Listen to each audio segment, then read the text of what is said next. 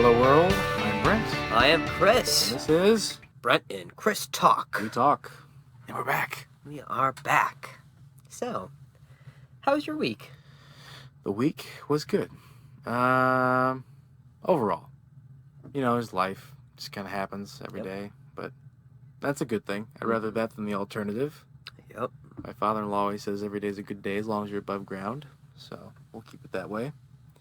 My grandpa said other things. But Yeah. I can't repeat them. Yeah, your grandpa said a lot of things I don't think I would repeat to anybody. No. Week was good, though. I mean, we, just kind of sailed through it. No major mishaps. Got through it fine. And kids got their flu shots. Oh, yeah. Everybody in the family has theirs except for Courtney now. So Is she going to do it? Yeah. Okay. Monday. It's important. Yeah. So we're through it. And I love this weather because it's like cooling off a little bit. And I hate being hot. I hate being hot as well. So, how was your week? Gosh, I was incredibly busy with school this week. Last week we had to write a minute song that could be used for either a yoga video or a self-help. I chose self-help. And then this week we had to turn it into a 15-second clip, a 30-second clip, and then a 3-minute full mix, and then an alternate 3-minute full mix. Sounds like a lot. It was a lot, and the timing when you cut them off for advertising, it can't be when they say 15 minutes, they mean 14 minutes, 59.5 seconds, and so lots of. So that's the end where they have a blank screen or the transition. Yeah.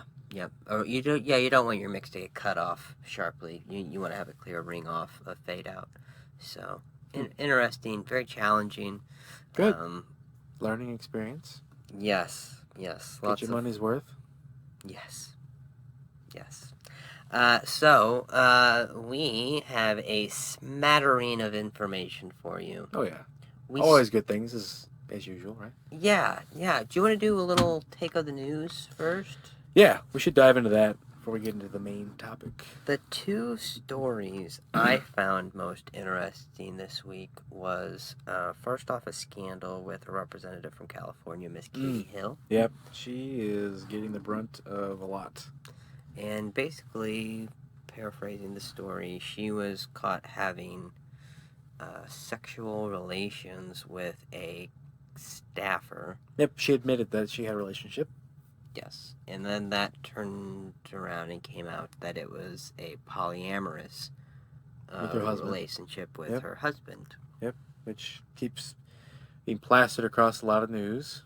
Yeah, I was on Breitbart, again, the things I do for objective truth. Hey, we read everything. Yeah. This guy was on Breitbart News. Yeah, I found it really dehumanizing the way they covered this. I mean, even from the juxtaposition of a president who's allegedly having an affair, or allegedly had an affair with Stormy Daniels. Mm-hmm. Among other do we really people. Need to say allegedly? I don't know. I think with the fact that there was payments made to her and others, that it's probably safe to assume that services were rendered of some sort to have earned said payment. Yeah. And I think that's as far as you can take it. So I found it interesting for Breitbart to be coming after her integrity so much when we have a morally questionable president in place. So Yep. I also think it's interesting. I think this polyamorous thing is like a trend. I hate to say trend; it's been around forever, but is that fair to say? I guess I don't know what to call it, but I feel like it's maybe the last, maybe social Growing faux popularity? pas. Yeah, and it's one of the last social faux pas. Like before, a congressman would have issues coming out being gay, or anything like that. Okay. And maybe this is the next foray into other. Yeah. Sure. And I mean, like everything, I'm sure it's been going on. We just don't know about it. So now it's quote unquote acceptable. Yeah, and then it gets into the whole, I don't know. I feel like it's a real dangerous line because, in this case, like, it's a arrangement that's between a husband and a wife, but, I mean, it doesn't, like, then when does the talk of polygamy come out? Well, yeah, and I mean, at the end of the day, like I was telling you earlier when we were talking, this episode is about polygamy. Yeah, right. This news is alongside of other real news. Yeah. And I think that's what my problem is. Like, if you want to read the entertainment section, go for it. But this is just, if she committed a crime, well, and there's like a someone, I think her husband is accusing her of being with a current staffer, not a campaign staff member. Well, something like that, and that's against the rules. Yes, and that's the thing. If there's a violation of the law, we talked about Take care of that. Take care of this. You know what? Take care of that. I don't really care who she's sleeping with or what or how, as long as she does her job. But to try to smear somebody on the left, for anybody who supports Donald Trump to try to morally smear somebody, I can't take that serious. Right. Double standard. Standard. I would agree. So, the other one I found more funny, will lighten the mood, from polygamy. Yeah. That's our clickbait episode slander. Title. Was Matt Gaetz. Okay, yeah. From Florida. Yep. Of course. Yep. Led the herd. Led his little pack of posse. Bronies. You're right.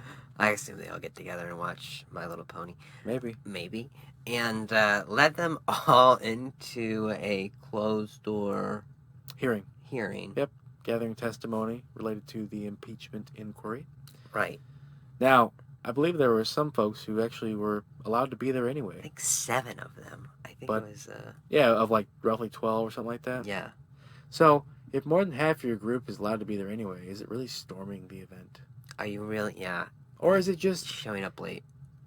Bringing that, or, unwanted +1. having to post some kind of headline saying you're fighting it out for the president's sake because you don't like the procedure, but nothing related to the actual charges. Stephen Colbert had a lot of fun with this. So did Seth Meyers. Oh, I bet they did. And,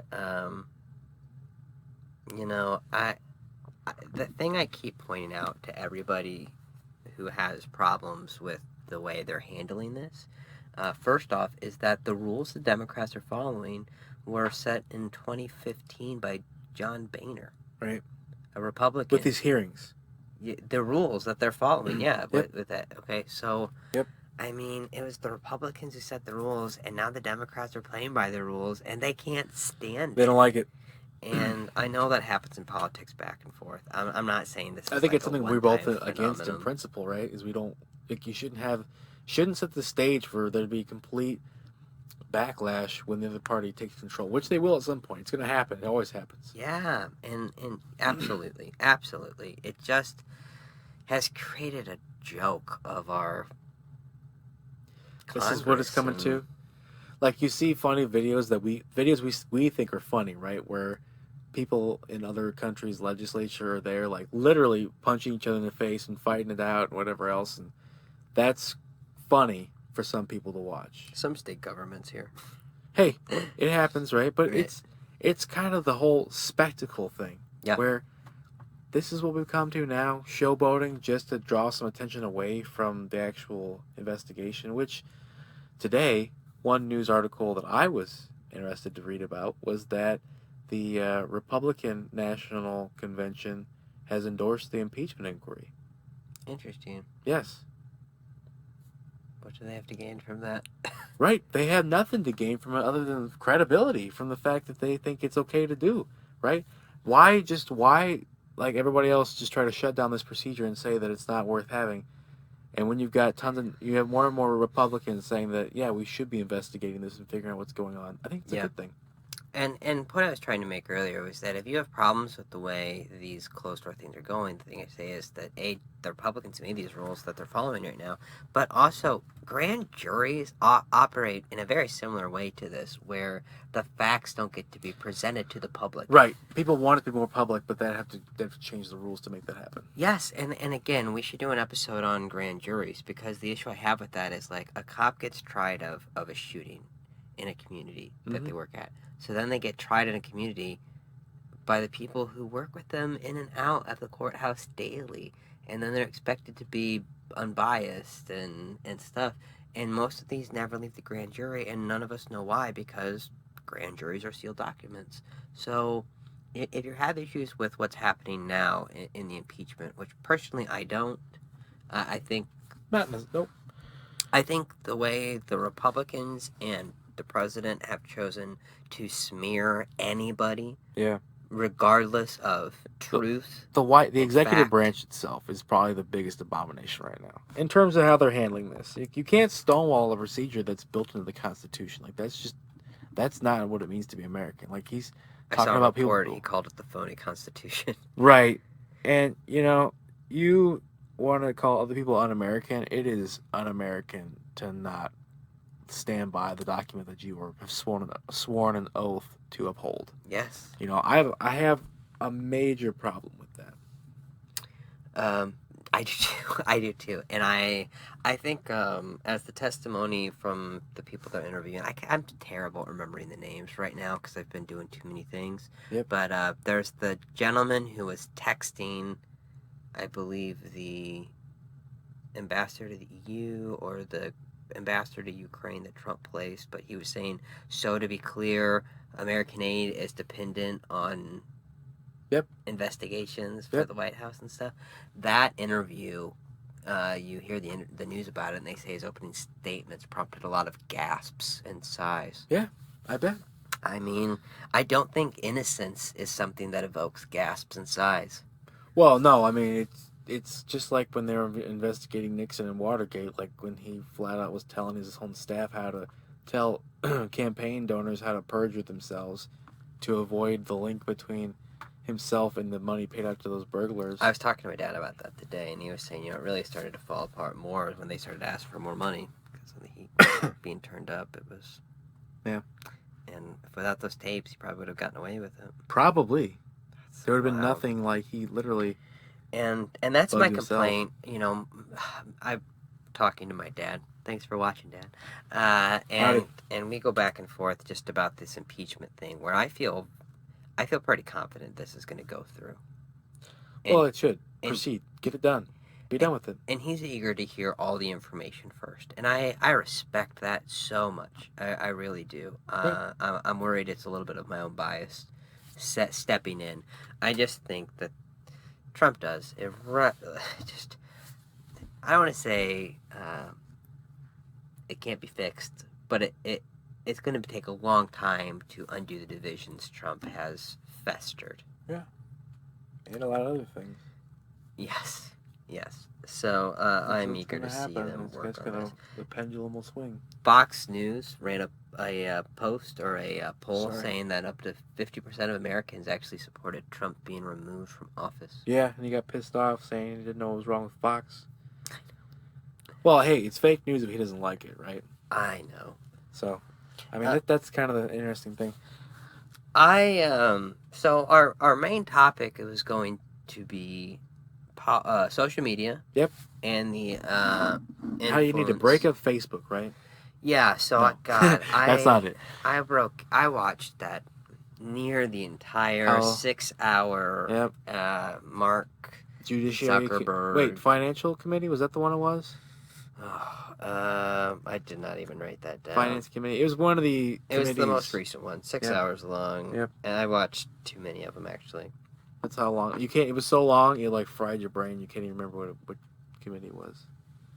You're absolutely right. No, that is exactly what happened. And I was more interested. The thing I wanted to bring this up because I didn't think it really mattered. It was they were talking about the Libra. Facebook's proposed currency. And there is just this overwhelming ignorance among the congressmen and women and technology and how it works, and I don't know. I guess some of it was just grandstanding. I watched a lot of it with Chell. Them seem to be from my snippets you showed me. Yeah, and I was watching poor Chelsea just listening. It's interesting to watch because, like, I just want to go over this. So Libra is a currency that Facebook is wanting to partner with a group of nonprofits and different businesses to create a global currency. Mm-hmm. And their talk right now is that they want it to be... so this is where it gets super tricky, because Facebook is the big player here, and a lot of this falls apart if Facebook leaves. But Facebook claims that they won't go through with this unless it passes all of the U.S. regulators on finances and stuff. I do believe it's finance. Okay. Yeah. And that means, as one of the people said, I believe it was Ludemeyer, lots of people on this panel, but he said you have at least 100 lawyers who will say you're going to be okay, and I assure you, you may not. Oh, that was Mr. Sherman. Oh, okay. And so, basically, there's a lot of fear and talk about Libra because Facebook is such a big company, and that if they got into a currency, it could maybe devalue the dollar. Okay. It could also provide loopholes for people who deal in drug trafficking or human trafficking and stuff. Yeah. Because it could be another black encrypted. Market. Yeah. So the problems, again, arise because the people asking questions are idiots in most cases. And I hate to be mean, but they have the ability to get smarter about this. They have the ability to have proxies sit in and do that, and instead they take the time to try and sound grandiose, and they come off as just moronic. The things that bother, I think, me and you both would be like when they go off topic on things that really don't have any they're not related to the topic, and it's just something like to grab you, like when the lady was talking about civil rights. Civil rights is extremely important, especially the history of civil rights in this country. Absolutely. I will never downplay that. Yeah. But to just jump on, and I feel really weird, like Chelsea was telling us, feeling like defending Zuckerberg, right? The CEO. But like when you're just throwing things at him, like how many, minorities are on the ethics whatever company. I'm just making some things up from this, but like just kind of like this is the way it went, right? How many people are led by minorities? And like he's gonna just know that off the top of his head, like he's met every single person that's been in these companies that help with their fact checking or whatever it was. I can't remember what. But is that what made him great? Is that what makes Mark Zuckerberg great? His ability to, like... I mean, that's not what he should be accountable for. That is not what... Yes, exactly. I don't care if he knows that. I care if he knows how they're filtering the information that we get. I care if he knows how they're addressing problems. Yeah, that was Mrs. Beatty that was talking about, I believe.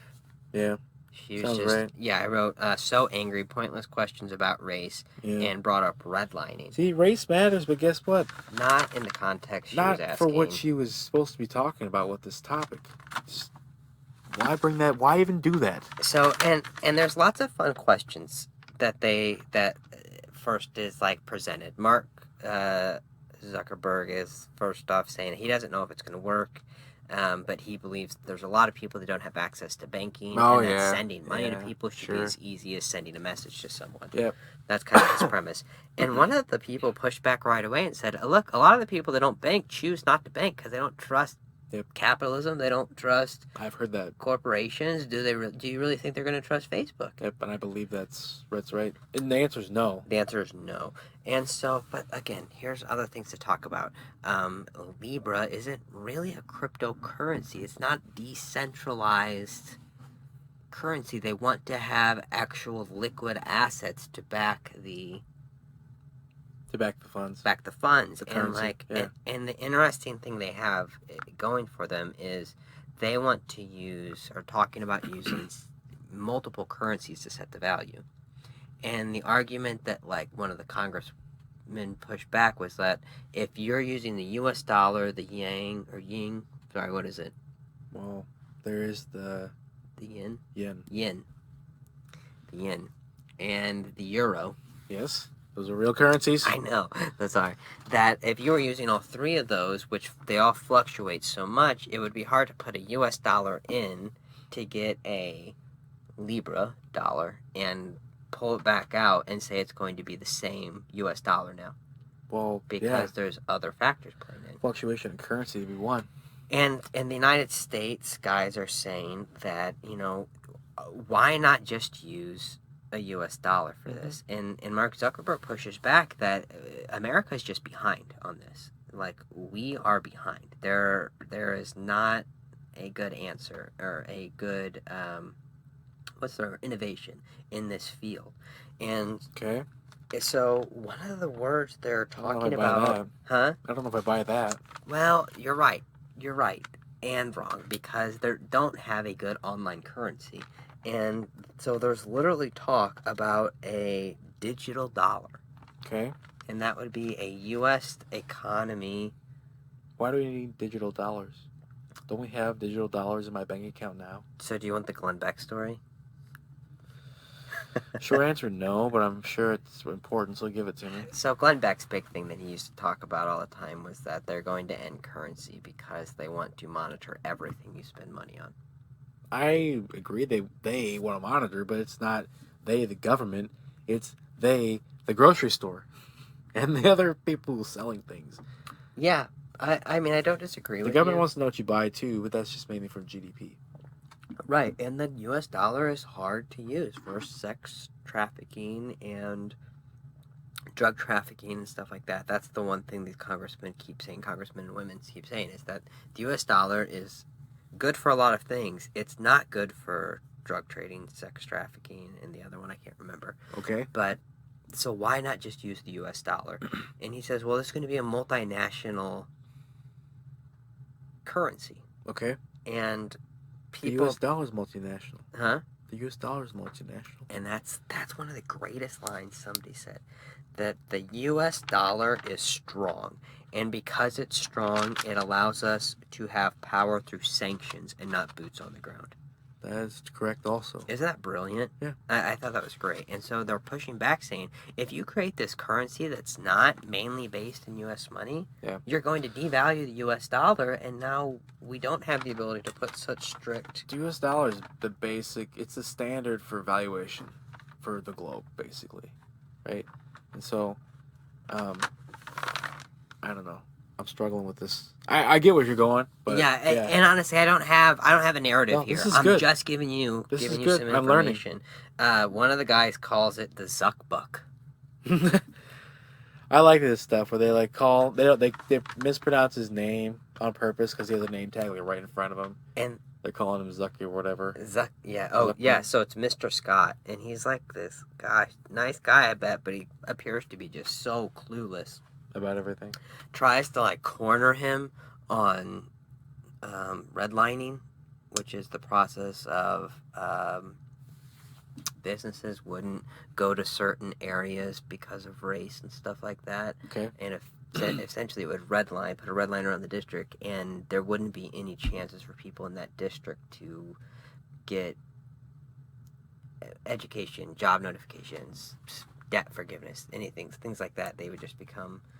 I'm doing a terrible job. No, I get what you're saying. I'm listening. So this is Mr. Scott. And again, he keeps calling him Mr. Zuckerman instead of Zuckerberg. Which is on the name tag. In front of him. Less than a foot in front of Zuckerberg's presence. I mean... Did he not look at him the whole time? He was staring at him the whole time. It's crazy. So, and I showed Brent this video that the Blaze put out. Yeah.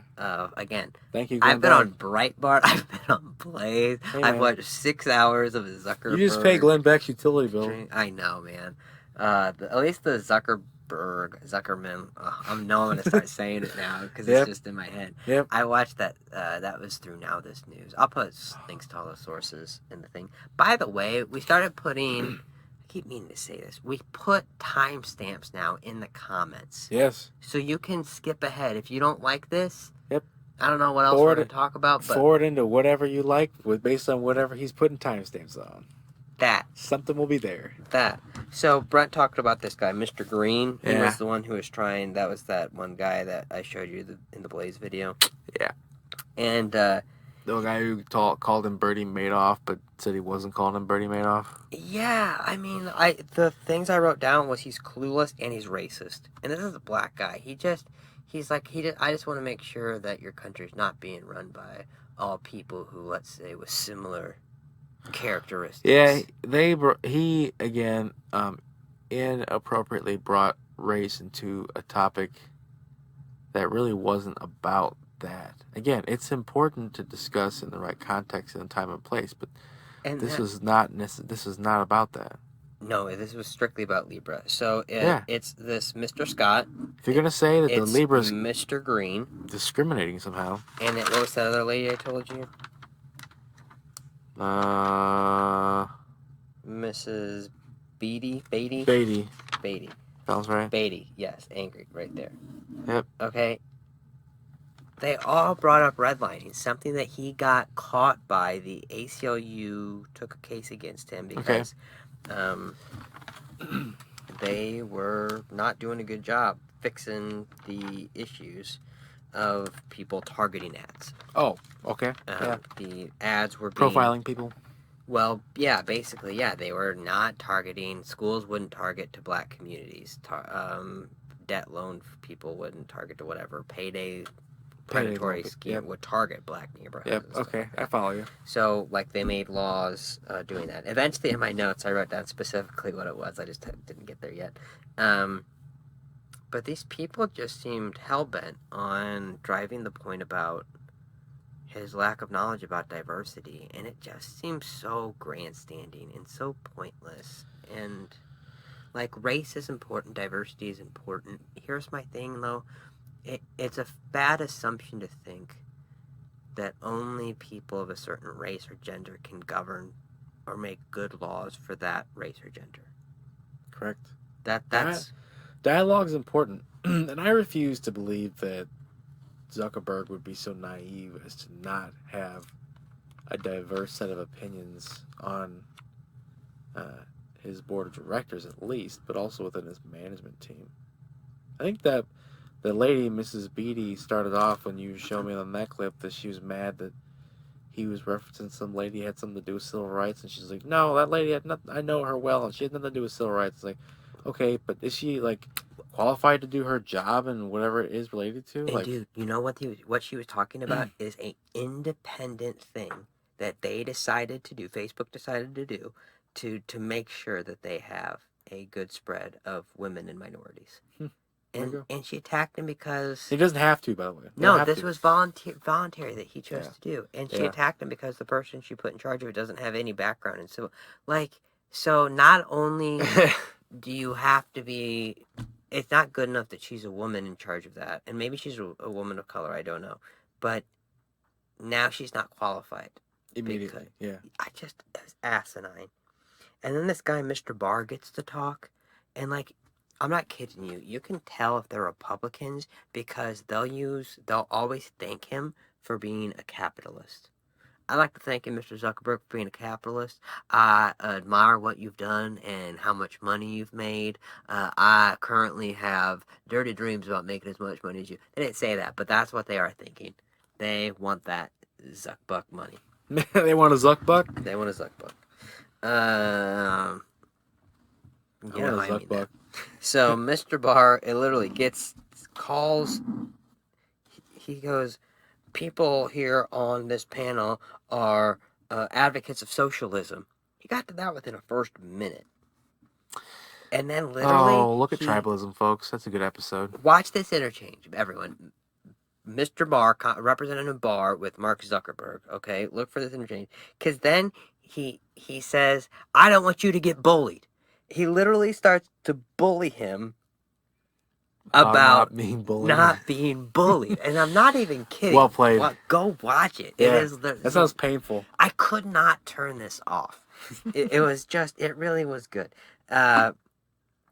So he wants reassurances that Trump ads are safe.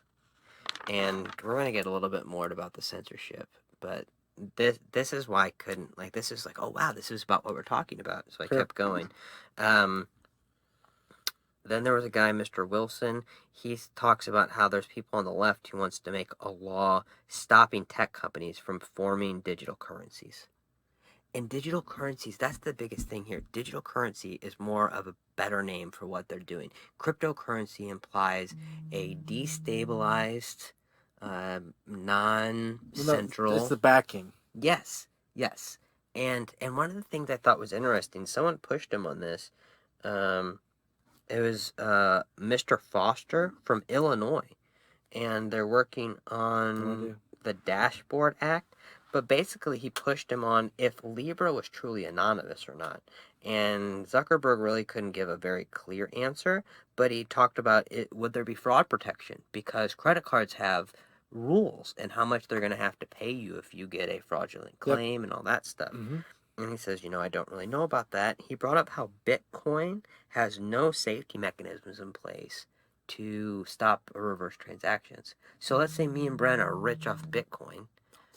I know. Well, we then have to hire security details to protect us, because if someone held us at gunpoint and made us sign over our Bitcoin, there would be no way. There's no regulatory committee or anybody in the world that could make them turn that back over to you. Did not know that. Isn't that scary? Yeah. I guess if you have enough Bitcoin, you make the security people go get it back for you. I guess. You assume you know where it is. Then it's gang warfare. You can't trace it. You can't. Well, no, you gotta find those other people and do whatever. You gotta find the guy who knows the guy. Yep, to get the guy. So that was Mr. Foster, and he's co-writing that with Mr. Hill. I'm sorry, I don't know what state Mr. Hill's from. That's a lot. There's this guy named Loudermilk. Oh, man. I've known a person with that last name. Really? Yep, at work. My old Holy previous moly, employer. that was the strangest last name I'd ever heard. I have heard that last name before. Loudermilk. What did he do? What was his family back in the day? I have no idea. I don't either. No, he was a manager. Well, I didn't know him that well. I'm talking about, like... No, I mean, when they came over from like the motherland. Like a Miller, was a Miller. Yeah, we made flour and stuff. Yeah, exactly. And, so, louder milk, Forester. maybe he made milk that maybe people would talk louder. Was louder? Or the cows screamed when he milked them? I hope not. That's that was the first thing I went to in my mind. Bad. Ah! Oh, it's not louder milk. Don't worry about it. The famous screaming cows of the louder milks. Hopefully they were not hurting the cows. No facts. Yeah. No cows were harmed in the making of this little skit. So Loudermilk compares Zuckerberg to Trump as a compliment. And you can just see Mark Zuckerberg did not take it as a compliment. He just went to his typical Android.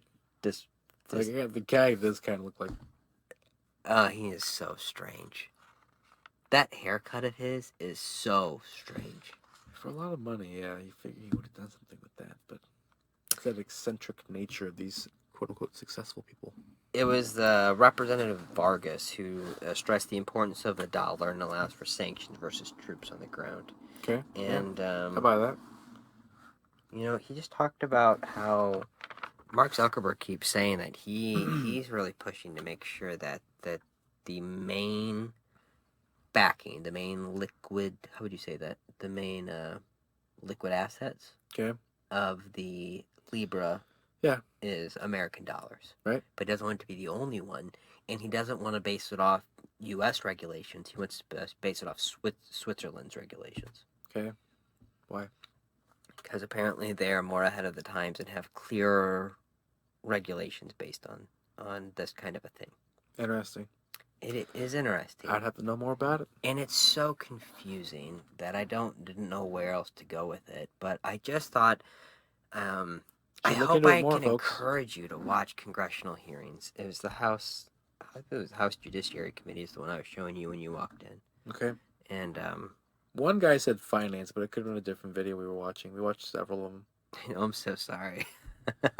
Why are you killing me with videos? I know. They're just good. That's okay. I got you. I'm with you. That's why we're doing this.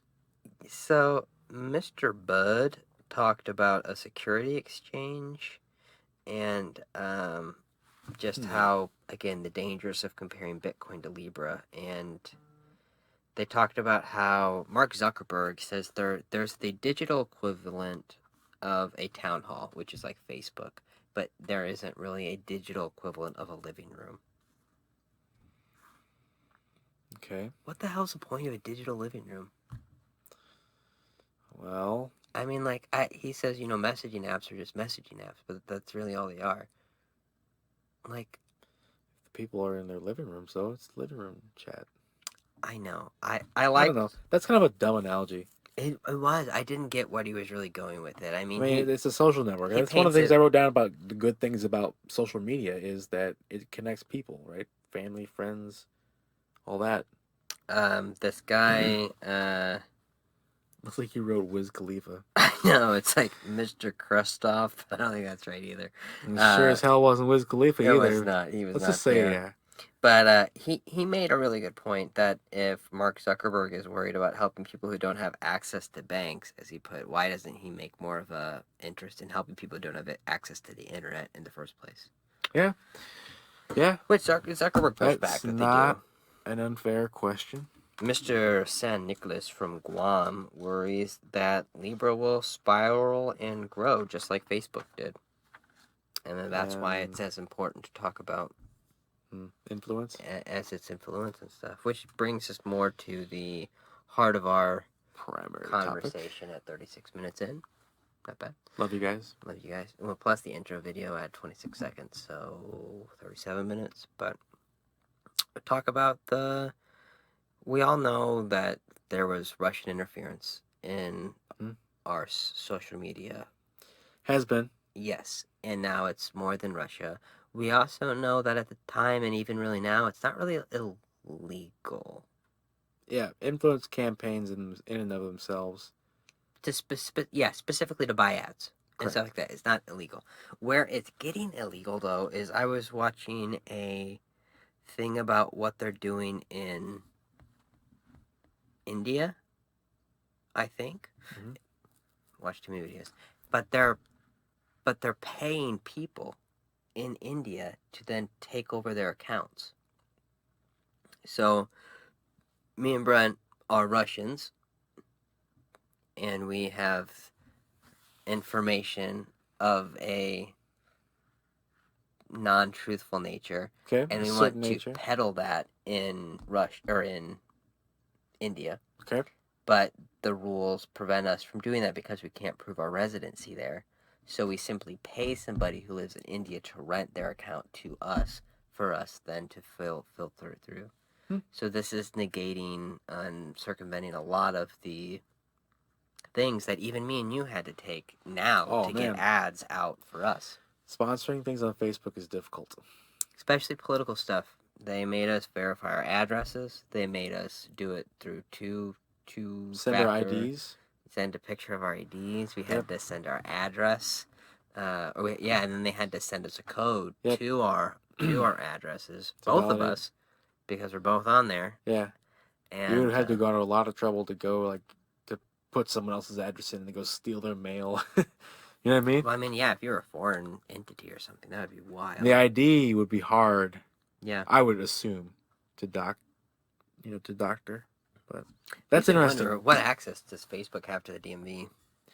I doubt any. I think it's probably they probably pay people in India to review all these IDs and hey, this is the address they typed in. Does this ID look legit? And if so, send them a letter. They got 30 days or whatever to respond and validate their account, or more if they need to redo it, right? Yeah. So social media. Yeah. 2004 is when social media really starts to get prevalent, I would say, in politics. Yeah. There was a man named Howard Dean. Oh, man. I remember the name. Right. and there's a lot of things to Google here. But Howard Dean got most of his support through the internet, and he was able to raise enough money to become an actual contender. Yep. And then I'm smiling because of the references you wrote down. It's awesome. Yeah, he was at a political campaign, and he says, "We're going to something. We're going to someone else. We're going to someone else." Whoa! Yeah! Right, and it was called the Dean Scream, and it basically ruined his entire political campaign because they said he was too angry. Wow. That was too angry in 2004. Just for kind of a benchmark. Yeah, imagine, like, if they could have seen it. The 2016 debates. I know, dude. Holy crap. He'd be so pissed. Like, Howard Dean's like, you thought I was bad? Look at that. Yeah. Well, and they talked about how Beto used social media to gain 40 million followers in 3 months. I believe that. Me and Brent have been going a little longer than 3 months. Where's our 40 million? Yeah, we definitely do not have that many. But Beto had a lot more money to help get those people. Get the word out. Figure out the things. That's true. There's two guys in the studio trying to figure this sucker out. That guy, Mr. San Nicolas from Guam, last one I talked about from the hearing, he brought up how he wouldn't have been elected without Facebook. Like, the price for him to campaign through Facebook was a fraction of what it was to do a 30-second commercial on public news or something like that. And just allowed him to reach out to a lot more people. There you go. That's cool. So, this TED Talk I watched with Victoria Bonnie, it was from 2018, September. But she's now a communications director for a congresswoman. And she says, the social media has made government more honest and transparent because her office gets a lot of calls about the president's tweets, and they have to talk about it, and they have to defend it, and go out to say, well, that wasn't honest, or that wasn't true, or we don't stand by that, we don't support it. And by that figure, she's saying that makes the independent Congress people more accountable to their constituents. I guess that's one way to look at it. I know, because I don't necessarily agree with it. I don't either, because as we talked about in Social Capita, as we talk about in Tribalism, the decline of social capital, that people aren't any more engaged or involved now than they were. There's no evidence to support that. Yep. So to think that social media is making... It's not the catalyst of that. It's just, it is... Well, I'm sorry. It's not the reason why it's becoming more honest. It's just the catalyst for people to seek out the truth from all the stuff that's being flung at them. Yes. The one thing I do agree that she said is it has created a better dialogue between constituents and politicians. Sure. But but if you're what's a dialogue? Nonsense, what's a definition of correct, a dialogue? The dialogue is one way. Yes. Yeah. That's not a dialogue. And if you're spewing nonsense and you have nothing but a bunch of people who are like, yes, this is my point of view, and you never even remotely concede anything or go to, I think a better thing she could have said was it created a chance for politicians to defend themselves. Well, it's messaging. It is messaging. Like, if you're right. Messaging, like, promoting that's one of the things platform. that Donald Trump is extremely good at. It's like, just from his own whatever device, you get the words of the president, regardless of what you think about them. Yeah. Yeah. We'll leave it at that. Did you know in the 2016 elections that Google, Facebook, and YouTube actually sent representatives to help campaigns make the most out of their platforms? No. I didn't either. Not shocking. I know. It's like, who took advantage of that? Trump had people there from Facebook on an almost daily basis, helping them figure out how to maximize their platform and stuff like that. I believe that. He's electronically savvy. It was crazy. They were sending out over 85 million videos on Facebook. They would have almost 100 different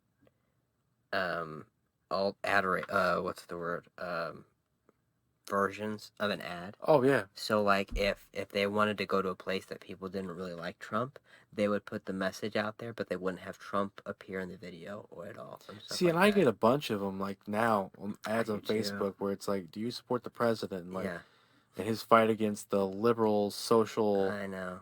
takeover of the country. It's like, if you just said, hey, do you support the president and his stand on something, anything reasonable, I might even click yes. Yeah. But if it's just that, as soon as I read the question, it pisses me off. Yep. And I say, Yep. no. And then I ask, why am I getting this on there? And it says, because it's sponsored. And they're like, fuck you, Facebook. I should be able to say I don't want to see this shit anymore. Dude, and I know. And I feel like that's funny, too, because as I do more research, I don't feel like Facebook knows what to do with me.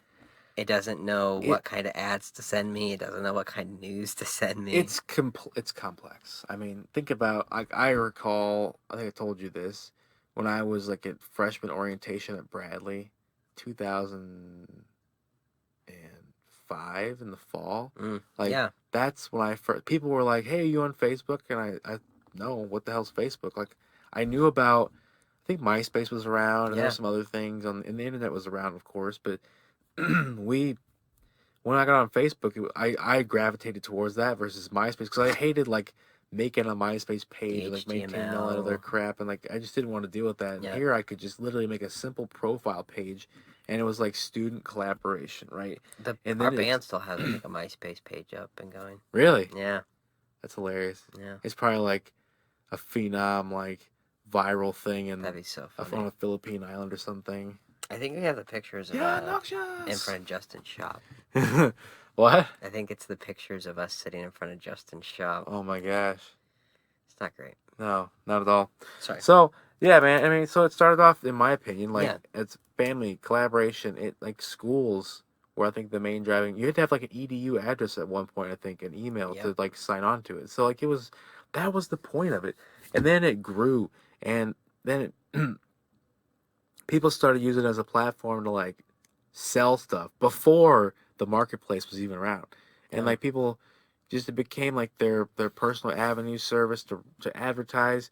And then next thing you know, there's all these sponsored ads. Like, I remember people were announcing, like, ads are coming out on this thing. Mm-hmm. And then, so, it's funny, my notes are, like, the good, bad, and the ugly about this. Yeah. So, with the, beginning of the Facebook, it was connecting people, right? And then another good thing about it, when it grew, it started enabling productivity, right? People in school, they collaborated more. People, markets, right? They were selling stuff on there. Companies had Facebook pages. You could follow them, and they could have a presence on there. Yeah. And that proliferated the spread of information, right? Educational, humor, news, right? But then you get into the bad side of it, which is, like, misinformation, and especially unintentional, like, where somebody intentionally, which is the ugly piece, right? Yeah. Intentionally puts out some nonsense about this candidate on the Democratic side, or Republican if you hate one side or the other, right? Did this, and it's completely out of context or whatever. It's some quote from them. And then someone else, it agrees with someone else's viewpoint, regardless of whether or not they've researched it, which most likely they haven't, and they forward it. They share it out as if it were the gospel. I found a great word for that. It was called incestuous amplification. Hell yeah. It's like a firestorm, too, because usually you gravitate to people that are like-minded. Yeah. Our tribes just...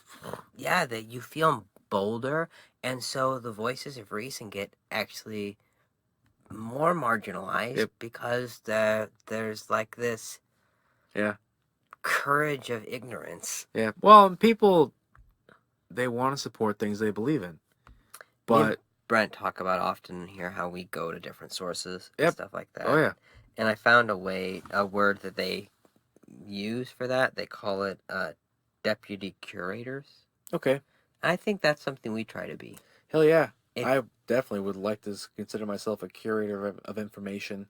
Yeah, we go to both sides of the story. And I mean, honestly, they defined deputies. It was CBSN. I don't know what the N stands for. I don't know either. I don't either. Okay, but deputy curator defined as people who go past the first clicks. That's us. Yep. Have to. Yeah, you do have to. Sorry, I didn't mean to interrupt you. No, and so, I mean, I think that it just, like, as it's grown, it's become more complicated, and we were talking about the filters and what you see, and it's because they keep trying to fix it, to make it better, right? And change is inevitable in everything, but I feel like a lot of companies are forced into this position where they have to like accelerate the pace of change and like try to like blaze their own path for what they think the future should be like. Like think about technology and cell phones and like every year if Apple doesn't come out with a new or Samsung doesn't come out with a new better cell phone that you could buy even though you don't really need one, you're pissed off. Right? So like we expected it to like change and be better, but then those of us as we age, I mean, I see things update now and I'm like, why? Like I was happy with the way it was. I don't need it to be different. And it's usually on social media. Like Instagram ticks me off a lot. I refuse to use Snapchat because it literally I feel so old trying to use it. It makes no sense to me. So I just trying to get me to download it. No. I'm like, I'm good. Why? I don't care. I don't even She wants the filters. Because they have this one augmented reality one where you can actually like walk through your house and it'll change the look inside of your house. I don't care. I know. I really don't care. I don't necessarily like either. If you were to look at my phone now and like see the pictures that I send, like people like the filters and whatever, right? Yeah. Yep. You know what I send to my wife is like straight up plain Jane simple selfie of me on a walk, like at work taking a break. It's never anything like filtered. There's no filter on this guy. I'm just on a happy-go-lucky walk. There's grandma in rehab. Oh, dude, that's awesome. so yeah. Yeah. I don't care about that stuff. Who cares? I mean, a lot of people do. And I mean, I hate to go on an old person rant here. I'll get up my soapbox. But I think it's just the complexity that kind of drives that. And then there's so many ways to go off that, too. The complexity, it's like, I was doing research. We'll share a lot of these links. Yeah. There's a lot of research that backs up the fact that the algorithms that drive the filtering, a lot of people would call that censoring. It's not censoring. Like, they're literally just, the algorithms are trying to provide you with, there's so much content. There's some merit to it. I think you almost should be able to just kind of plow through the expanse of the universe of stuff out there. Yep. But they've developed the algorithms to try to provide you with things that you would want to see. So, call it what you will, but it makes it addicting, right? Yes. I think on average, like 65-70% on this article I read, people spend at least 2 hours. A lot of teenagers spend 6, 8, 9, 10 hours a day on social media. It's often the last thing people do before they go to bed. Yeah. And so it's got this addictive nature to it, and then that just kind of like feeds in, like you feel like you have to check your phone, you have to see what's updated. Yeah. And I feel this. I understand what, and that just further proliferates other bad things, like, people's worries about body image and seeing all these rich ass people online. Yeah. And you're like, wow, I have none of that. No, you're right. It just kind of it breeds contempt. It does. And so when it comes to politics, though, what is the responsibility? Right. Thank you for bringing that back around. And that kind of gets into what I wrote down for some of my ugly notes, right? You have hate groups. Yep. Whether it be white supremacists, people who hate the Jewish community. Can I call anti-vaxxers hate groups? To some degree. They hate people who want to live, and especially old people and the young. And the people with autoimmune deficiencies. Oh, yeah. Compromised immune systems. Yeah. Any of that stuff. Right now, and this is some of what you were watching, and we were watching on videos, there exists law that basically it helps to frame out the way that the broadcast networks have to provide information. So, like political campaigns, there's an FCC act that's in place, I think in 1934, that basically says that they can't censor or filter because of free speech. They can't censor or filter any legally participating political candidate. Mm-hmm. And so a lot of these companies, social media companies, seemingly are kind of just adopting that as their stance, even though, as Zuckerberg got tripped up, there are certain things, like if you're outright trying to cause mayhem or deceptively pursuing a mass shooting or something well, like awfully horrific, AOC posed the two different scenarios. The first one was, could I target communities of African Americans to tell them, like, make sure you don't forget to vote, but give them the wrong day, right, or something? And he said no, because that causes an imminent danger or something. Imminent interfere. Yeah. But then she asked, well, could I get on and lie and say certain Republican people voted for the Green New Deal? And he said, yeah, you probably could. Yep, probably. And those are his words. And so, why is that okay? Well, and that's the stance they're taking, is that they don't want to police free speech. I think is what they're worried about. They don't want to be perceived as doing that. But they'll take down hate groups. They won't take down intentional misinformation. Yep. They'll take down, all the other bad things, like human trafficking and child pornography, like all these horrific things that are out there and like somehow sneak in. Yeah. And then they have to catch them and take them down. Like they'll do that, but they won't stop people from flat out lying. And then, we talked about defamation laws with libel and slander and how, that's only really, there's no precedent, right? Legal standing. Yeah. And that's only as far as you want to take it through the court system. Like that's so like Trump, I know, has sued different news organizations for articles they published because of slander and like trying to damage his personal interests. But you have to be able to prove that. And so I think that, especially with campaigning, your political rivals, you're digging up dirt and this, that, and the other. If a few facts, quote unquote, get twisted or set in a different context that might make them look worse than they actually are, I think that level of thing isn't going to be pursuant under defamation. See, I agree with you. I don't like under the current standing. I know. I don't like it. I personally don't like it. Like, Zuckerberg's thing was, well, we want you to see a politician for who they are. And if there's somebody that lies, we want you to see that. But if people like the lies... I know. That he assumes that people are intelligent and go beyond the first click. Make themselves intelligent. Yeah. Right? Yeah. You could be a fairly intelligent person, but make really stupid decisions because you're only intelligent about certain things or certain... maybe we disagree on this. I'm just saying that... There's some smart people out there who support certain concepts and things for the wrong reasons because they've walked themselves down this path of, illogical decision-making that they found some way to justify. Yes, and I can't find the guy that during the testimony, I really thought, this guy's, nice and polite. He started off really polite and everything, and then he turns it into the whole, why are you banning anti-vaccine groups? Oh, yeah, you told me about that one. Oh my gosh. And, because anti-vaxxers, I told you, anti-vaccine people are hate groups. It's a hate group. Yeah. So, I thought that was interesting. That hearing was just crazy. But makes you feel really shitty, really bad. Sorry. No. About our Congress. Everybody. The social media. I was watching a Bloomberg discussion about social media effects on politics, and they said, this is just the new era, and then every time there's a new era, there's unintended consequences and stuff like that. Okay. They said that Nixon versus Kennedy, the debate in 1960. Yep. That Kennedy probably won because Nixon sweated too much. Well, Kennedy had makeup on, and he knew that he wanted to look better. Yeah, and I guess he was too sweaty. That's what they said. Nixon was, but Kennedy wore makeup, so he looked better, younger. Gotcha. And so Nixon looked sweaty, older, like his real self, and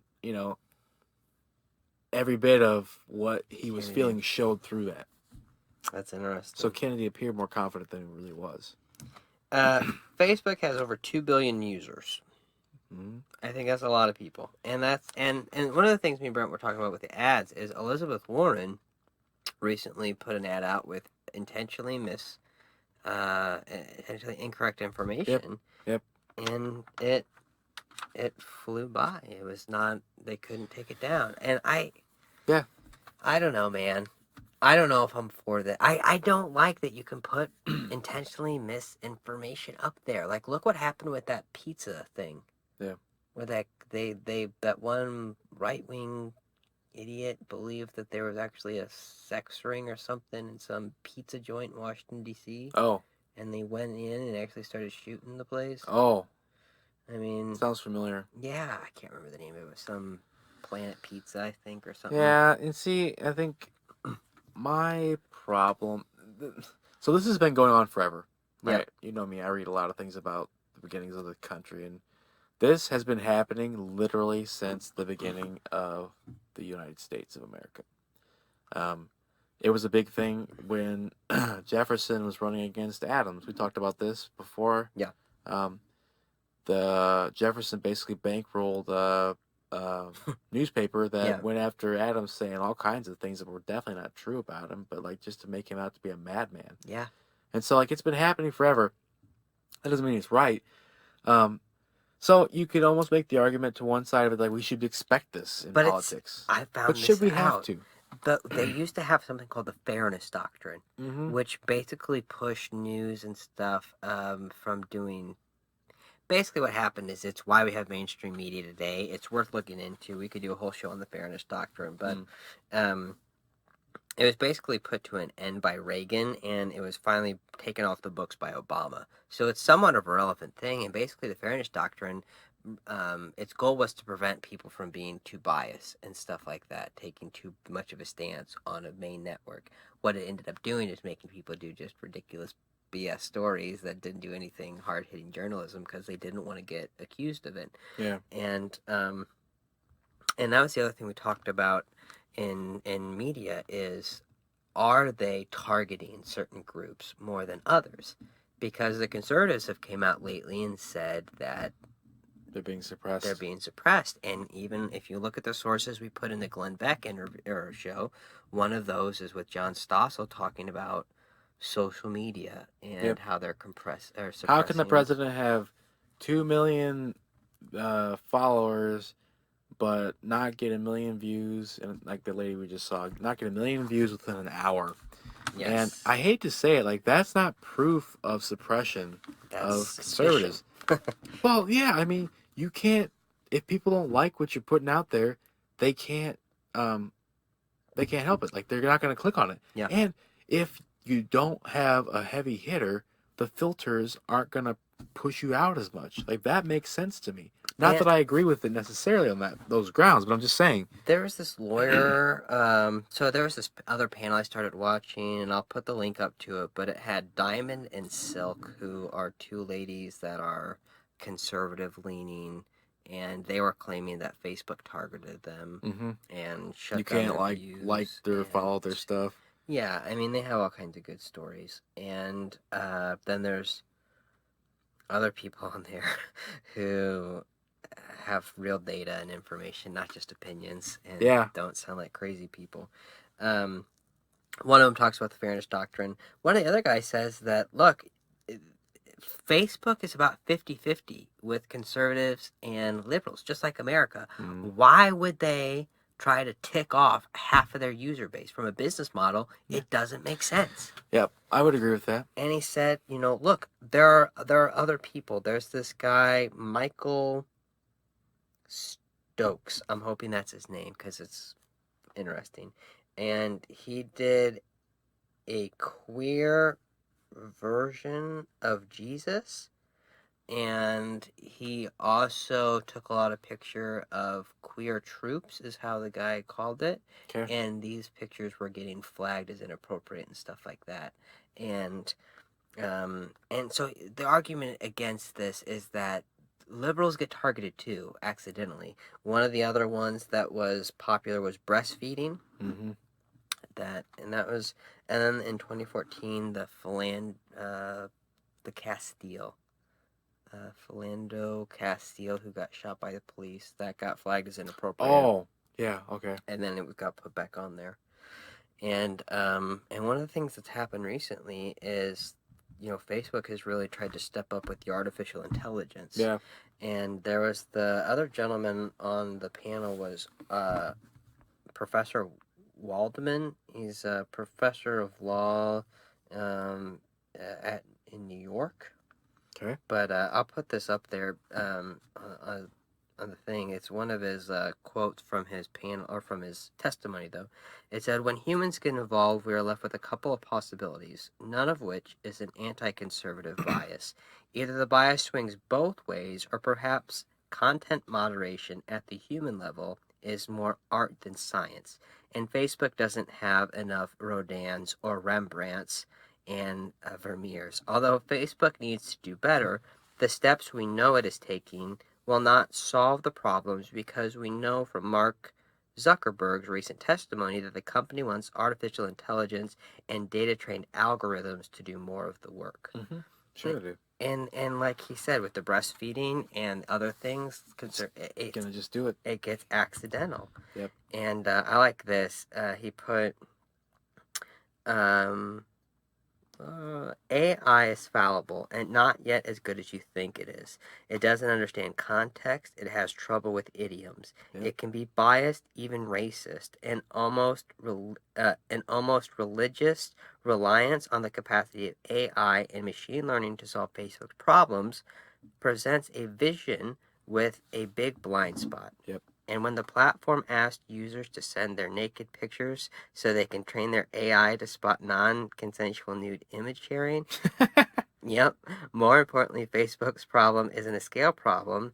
It didn't fail to pick up some misinformation Russian agents or data misuses that became because Facebook platform is too big. Yeah. It failed to identify them as bad conduct in the first place, and it did so because it operates without headwinds, friction, or regulations on how it designs its platforms, gathers and manipulates data, and treats its users.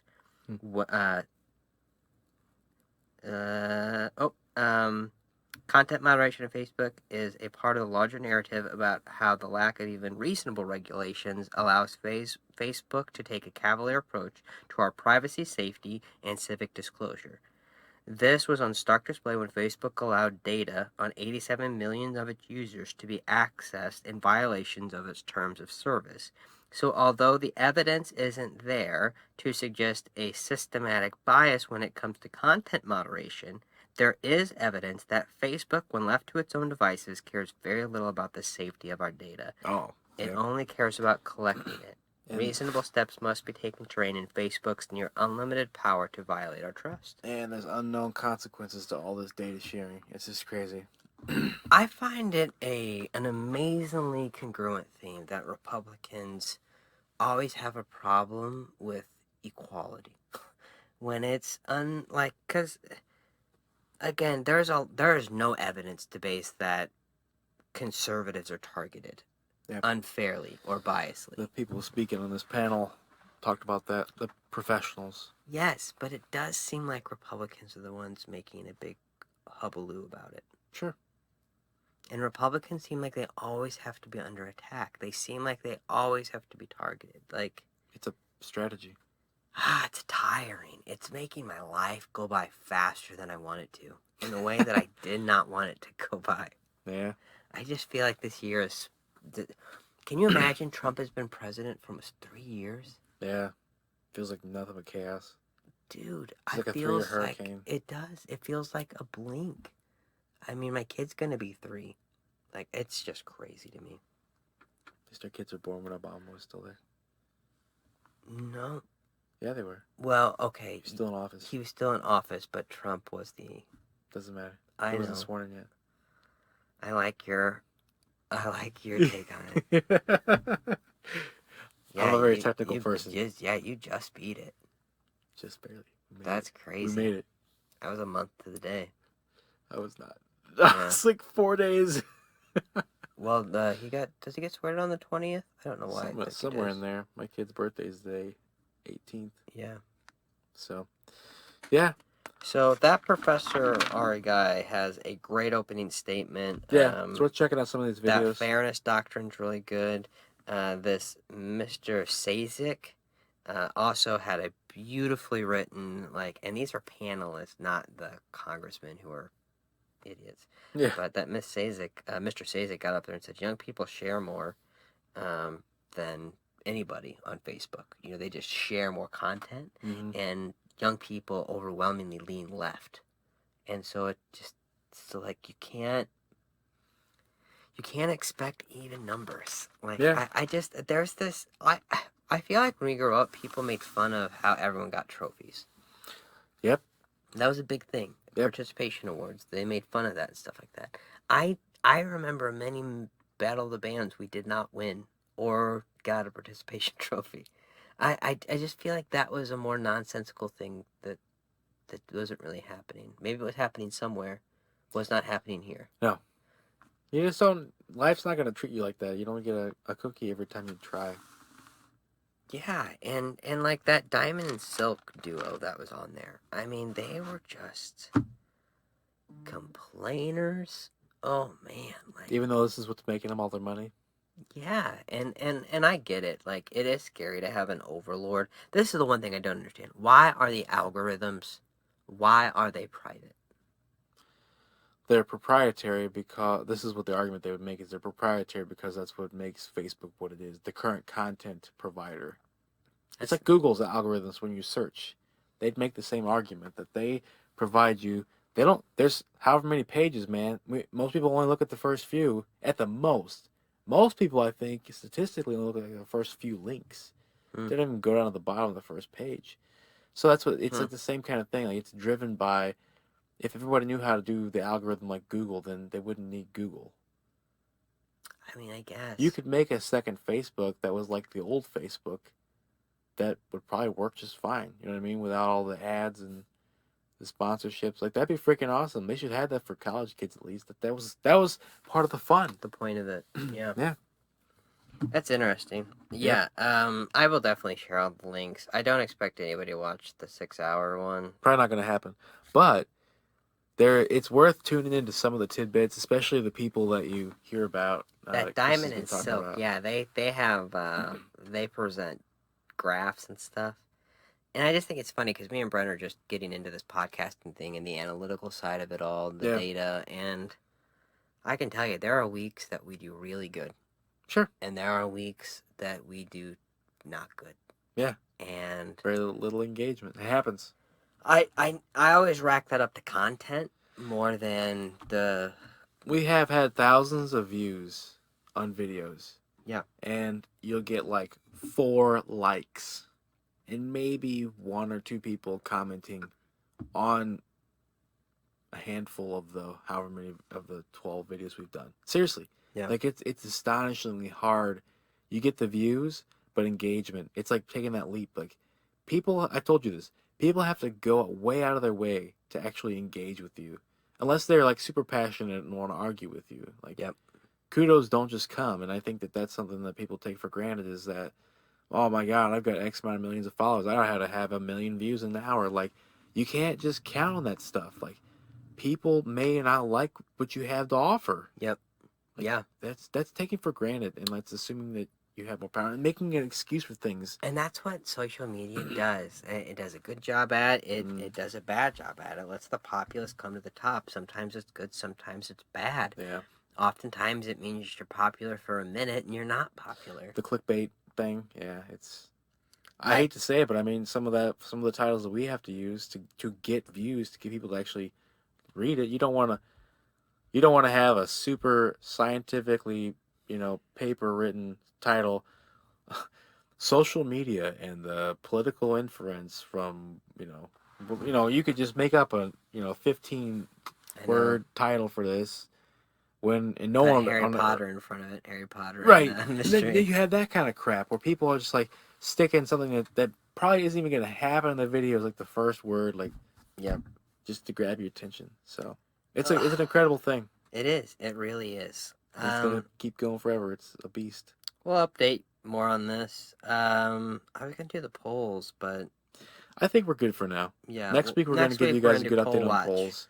Poll watch. There's some things coming up. Checking out, and then we'll have some more news too to to go over by then with the candidates, hopefully. Yeah, there's been like one poll where Buttigieg got tied up with Biden and Warren. There's another national poll with Warren in the lead. There's another one with Sanders in the lead. So there's one with Biden in the lead by like 15 points or something. That's South Carolina.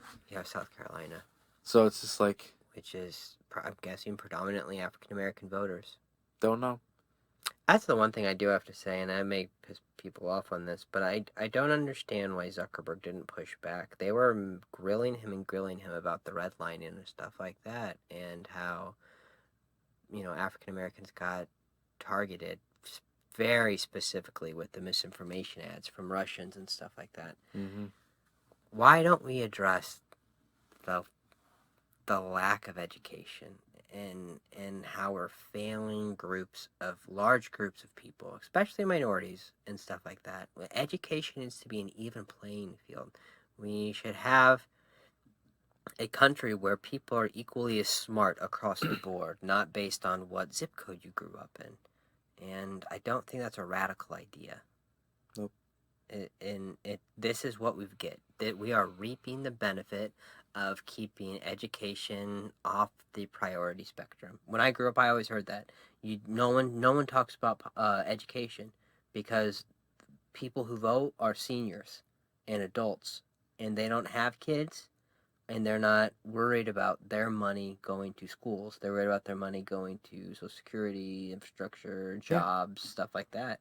So I always heard that's why you didn't hear politicians run on education and stuff like that. And it's interesting to see people. I remember when Bill Clinton came out and played the saxophone and stuff on MTV. Like, that was super cool. He was Mr. Cool Guy. And I think that was the start of it. Now you get people like Bernie AOC out there talking about free college for all and all that other. They're trying to bring the youth in, but the fact of the matter is, youth still doesn't show up to vote at all. I know. So. And part of that is just how we are as people. I don't open my mail. I'm terrible at opening mail. I just don't like the process. I don't. There's like, if I see a personal letter in my mail, I'll tend to open that. But other than that, I don't want to know I'm approved for a personal loan up to $500,000. Like, I just don't care. Yeah, I hear you, man. So next week, more words, more polls, good stuff, more stuff, good stuff. Yep. And I don't know. What else you got? Anything? Nope. I think this is good. Welcome, new people. Yes. Thank you for watching. Like, share, subscribe. Check us out. More to come next week. I don't know what topic we're going to do yet, but we'll come up with something good. Maybe education. I like that. I'll talk about education. That's a big one. We have that consumer, what is it? Oh. I don't know how we're going to name it yet. I don't know either. Basically, the fact that companies are out there gouging consumers out of money when they really shouldn't have to. Just based on lots of different factors. Yeah, and I can't imagine, we'll get into it. It's cool. Good stuff. Anyways, so have a nice day. Have a great day. Have a great week. Yep. Nice talking to y'all. Come back and see us.